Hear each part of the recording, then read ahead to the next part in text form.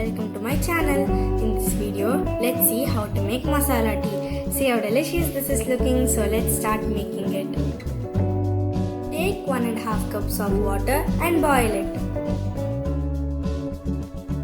I have taken 2 cardamoms and few pieces of ginger. Now I am going to pound these well.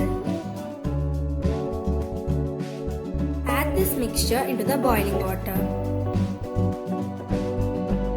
Now add 3 teaspoons of tea powder. You may use any tea powder you like.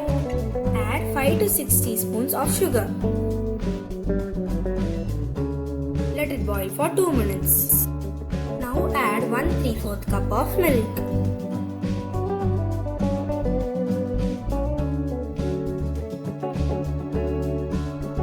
Allow it to boil till done.